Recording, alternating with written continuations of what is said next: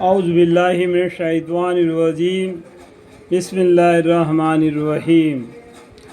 سورہ النحل شروع کرتا ہوں اللہ کے نام سے جو نہایت مہربان بڑے رحم والے ہیں۔ خدا تعالیٰ کا حکم آ پہنچا تو تم اس میں جلدی مت مچاؤ، وہ لوگوں کے شرک سے پاک اور برتر ہے۔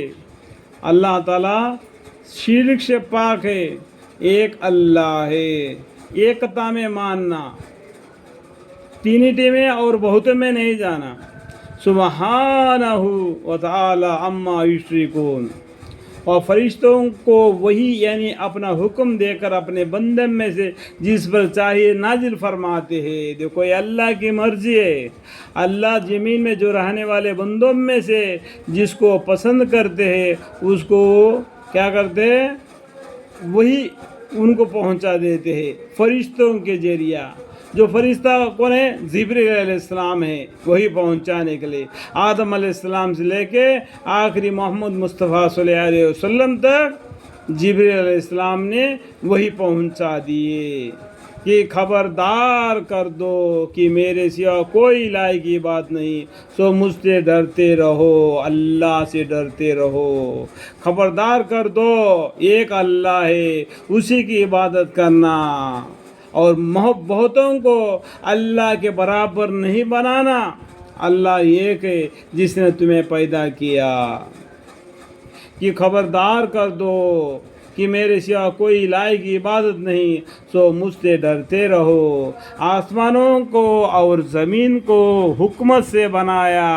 اللہ تعالیٰ نے آسمان زمین کو ایسا خالی نہیں بنایا، اس کا مقصد ہے۔ اللہ کے مقصد کیا ہے؟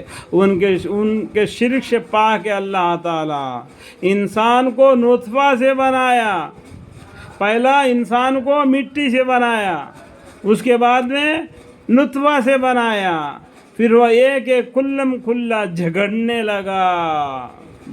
لگا اور اس نے چوپائیوں کو بنایا۔ دیکھو اللہ تعالیٰ نے چار پاؤں والے جانوروں کو بھی بنایا، چمٹیوں کو بھی بنا دیا، ہاتھی کو بنا دیا، جو جانور زمین پر چلنے والے ہیں ان سب کو اللہ تعالیٰ نے بنا دیا، جو پانی میں رہنے والے ہیں ان کو بھی اللہ ہی نے بنا دیا۔ ان سب کا مالک کون ہے؟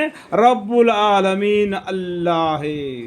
اور اسے چوپائیوں کو بنایا، ان میں تمہارے جاڑے کے بھی سامان ہے۔ دیکھو جو بکرے کا جو چھال ہوتا ہے نا، جو اس کے اوپر کا جو اون ہوتا ہے، اسے گرمی سے بچنے کے لیے کپڑے بنا دیتے ہیں انسانوں کو فائدے کے لیے، اور بھی بہت سے فائدے ہیں، اور ان میں سے کھاتے بھی ہو۔ ان میں سے جو ہم نے برت لے ان جانوروں کو، جب ان کا کام ختم ہو جاتا ہے، بوڑھا ہو جاتا ہے، یا اگر وہ کیسا بھی اگر اس کو کھانا چاہتے ہیں تو اللہ کے حکم سے ذبح کر لیتے ہیں اور ان کو بھی کھا لیتے ہیں، اور ان کو بھی تمہارے کام میں آ جاتا ہے، اور وہ کھیتی باڑی کو بھی وہ ہل چلاتے ہیں اور تمہارے سب کامیں کرتے ہیں، اور ان کو تم کھاتے بھی ہو۔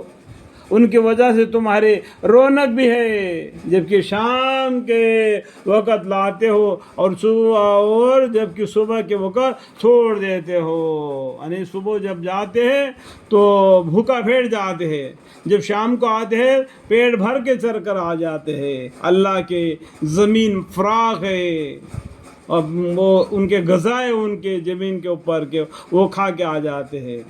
وہاں تمہارے بوجھ بھی ایسے شہر کو لے جاتے ہیں جہاں تم بدون جان کے محنت میں ڈالے ہوئے نہیں پہنچ سکتے۔ دیکھو اللہ تعالیٰ نے ان چارپائیوں کو کیسا بنا دیا؟